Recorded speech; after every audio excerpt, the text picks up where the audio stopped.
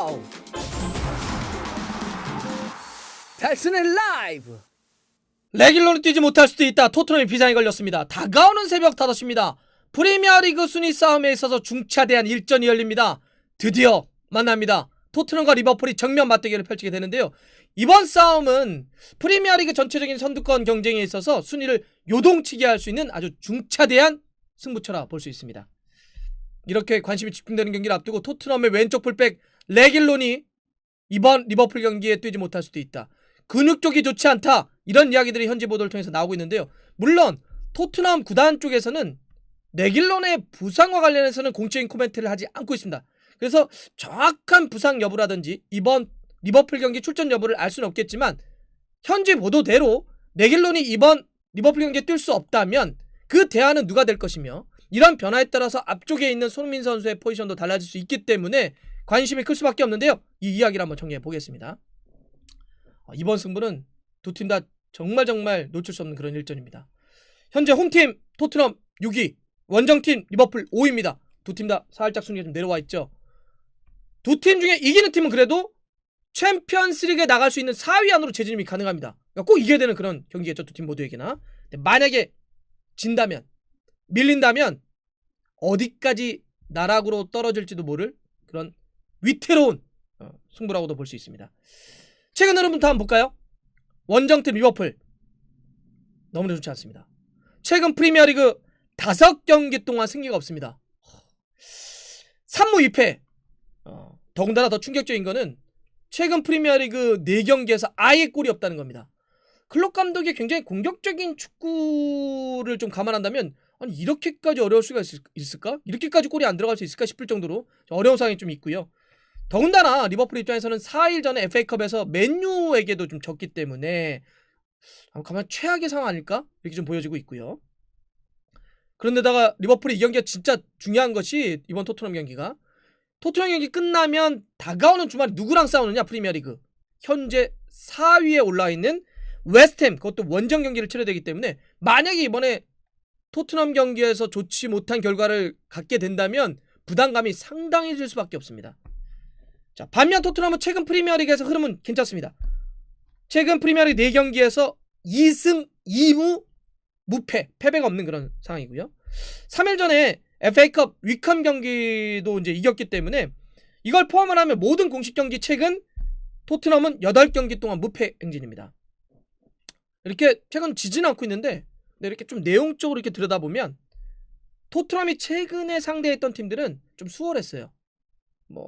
아까 FA컵 위컴도 그랬고 하브리그 팀을 좀 만났고 프리미어리그도 플럼이라든지 셰필드 좀 강등권에 있는 팀들을 만났기 때문에 이번 리버풀은 완전 상대가 다르잖아요. 리버풀을 상대로는 어떤 경기를 할지는 좀 지켜봐야 될 것 같습니다. 지금 이 두 팀은 승점이 딱 붙어 있습니다. 리버풀은 승점 34점으로 5위, 토트넘은 승점 33점으로 6위인데 두 팀 간의 승점 차는 1점밖에 되지 않고 있고요. 두 팀 다 모두 다 이기면 이제 4위까지 올라가게 되는 건데 경기 수는 토트넘이 한 경기를 적게 치렀기 때문에 부담감은 살짝 리버풀 쪽에 있겠다 이렇게 볼 수 있을 것 같습니다. 근데 맞대결은요 리버풀의 압도적 우위입니다. 리버풀이 2019년 챔피언스리그 결승전 포함을 하면 최근 토트넘과의 맞대결에서 6연승입니다. 리버풀 상당히 좋고요. 그 6연승 포함을 하면 리버풀은 최근 토트넘을 만나서 7번의 경기 동안 한 번도 지지 않는 무패 행진을 좀 이어가고 있습니다. 토트넘이 리버풀을 이긴 마지막은요 2017년 10월 홈에서 4대1로 이겼던 경기인데 이때 손흥민 선수가 골 넣고 케인이 2골, 알리가 골 넣었던 그런 경기입니다. 근데 제가 이 경기 이제 홈이 지금 경기장이 아니고요 웸블리였습니다. 웸블리 왜냐하면 이제 새 경기장 짓느라고 토트넘이 웸블리를 빌렸을 텐데 이때 이긴 건데 이 경기를 제가 더 선명하게 기억하는 건 그 현장 중계를 제가 갔었거든요. 그래서 웸블리에서 그 토트넘과 리버풀 경기를 중계했던 기억이 있고 손흥민 선수 활약도 정말 대단했지만 리버풀 수비 중에 로블렌이 정말 어려운 경기, 호러 같은 그런 수비를 했던 그런 경기이기도 합니다. 그래서 기억이 좀 남고요. 자, 손흥민 선수는 이때 당시에 이제 골을 포함을 해서 리버풀을 만나서는 그동안 10경기에서 2골을 넣었습니다. 최근 두 팀이 만난 게 이제 지난해 12월 얼마 안 됐죠? 이때 손흥민 선수가 골을 넣었었는데 이때 치열했죠. 결과적으로 이제 리버풀이 2대1로 토트넘을 이겼었는데 살라가 26분에 딱 선제골을 넣었는데 33분에 손흥민 선수가 로셀소의 전진 패스 받아가지고 오른발로 니어 보고 딱 때려서 이제 동점골을 만들었었는데 손낙골이 나왔던 그런 경기이기도 하죠. 손흥민 선수 빼면 골 터지는. 손흥민 선수가 딱 나오니까 90분에 피르미누가 코너스에서 헤더로 넣어가지고 결승골. 극적인 승부를 리버풀이 만들어냈었고 토트넘은 손흥민 나오면 실점 당한다 하는 이 손낙골이 다시 한번 증명됐던 그런 경기이기도 합니다. 자, 이게 뭐 손흥민 선수의 어떤 득점에 대한 이야기를 했었는데 이 경기는 득점 선두, 득점 왕을 겨루는 선두간이 모아서 싸우는 경기이기도 합니다. 리버풀엔 살라가 있고요. 토트넘에는 송케가 있습니다. 지금 살라는 13골로 득점 랭킹 1위고요. 손흥민과 케인은 12골로 득점 랭킹 공동 2위입니다. 그래서 이 세 선수가 화력을 어떻게 보여줄지 또 이거에 따라 승패가 나눠질 수 있기 때문에 중요한 승부처가 될 것 같습니다. 근데 이제 이 경기는 앞에서도 얘기했지만 무엇보다 가장 큰 경기의 이 관전 포인트라고 할까요? 중요 포인트는 부상 변수입니다. 리버풀은 뭐 부상이 계속 이어지고 있는 거잖아요. 공격 쪽에도 좋다 빠진 게 진짜 아쉽죠.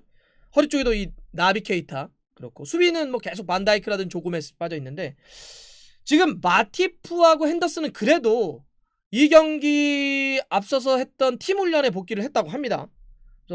센터백 마티프와 미드필더 핸더슨. 사실 지금 마티프가 또 나오지 못한다고 한다면 어린 선수를 투입한다든지 또 미드필더 내린다든지 이래야 되기 때문에 마티프의 그 복귀하는 것도 중요할 것 같고 핸더슨 더 중요하죠. 핸더슨이 있고 없고에 따라서 리버풀의 경기력이 완전 달라지기 때문에 마티프와 핸더슨이 나오느냐 못 나오느냐 이게 좀 지켜봐야 될 것 같고요. 근데 경기 앞두고 이제 클럽 감독이 기자회견한 거 봤더니 되게 조심스럽더라고요. 마티프하고 핸더슨이 팀 훈련에 복귀하긴 했지만 출전 여부는 끝까지 지켜봐야 돼. 물론 뭐 정보를 모든 걸 다 밝힐 필요가 없기 때문에 조심스러운 입장 또 이렇게 좀 하고 있고요. 토트넘이 어쩌면 부상 변수는 더 클 수도 있을 것 같아요.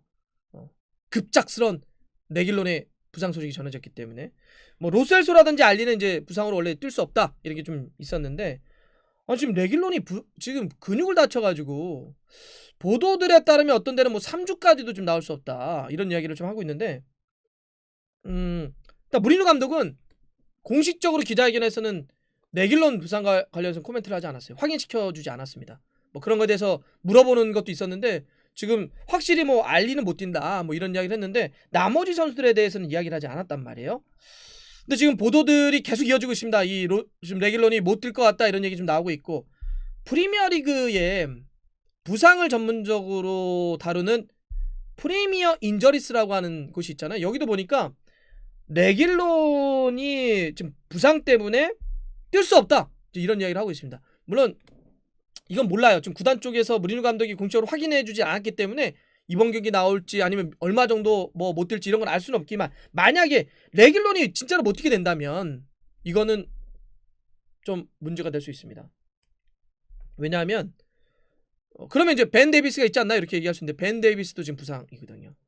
벤 데이비스도 이번에 그 직전에 훈련을 할 때 토트넘 레길론과 함께 훈련장이 보이질 않았어요. 지난번 약간 부상 여파가 있어서 교체돼서 나가고 그랬었는데 그러면 왼쪽 백이 없잖아요. 레길론 다치고 벤 데이비스 빠지면 그나마 다행이라고 한다면 오리에와 도어티 오른쪽 백들은 이제 회복 단계에 들어와서 좀 이번 훈련에 참가했다고 하는데 왼쪽 백이 이렇게 되면은 다 못 뛰게 되는 겁니다. 물론 아까 얘기했던 프리미어 인저리스라고 하는 것이 뭐 못 뛴다고 했다가도 나중에 바뀌기도 합니다. 하지만 현재까지 지금 보도라든지 이런 내용을 보면 못 뛸 가능성이 있습니다. 이러면 어떻게 될 거냐는 거죠.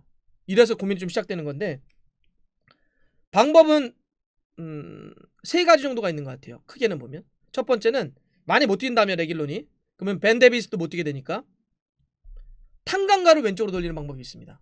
탄강가는 오른쪽 센터백 왼쪽 다 볼 수 있어요. 지난 시즌인가? 그때도 탄강가가 한번 왼쪽으로 돌아서 뛴 적이 있습니다. 그래서 탄강가를 왼쪽으로 돌려 그럼 약하긴 하죠.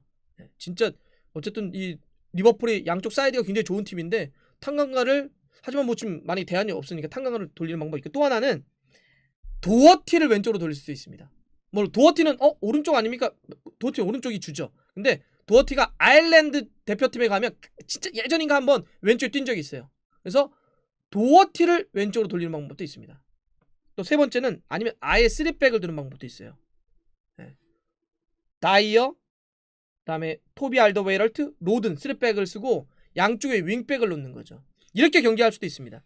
근데 양쪽 윙백을 넣었을 때가 아까 제가 하는 손흥민 선수에 대한 그 포지션이 변화될 수 있는 건데 기본적으로 3백을 놔두고 양쪽에 윙백을 놓으면 오른쪽은 오리의 가능성이 높고요. 왼쪽은 그래도 베르흐베인이 나와야 되지 않을까 싶어요.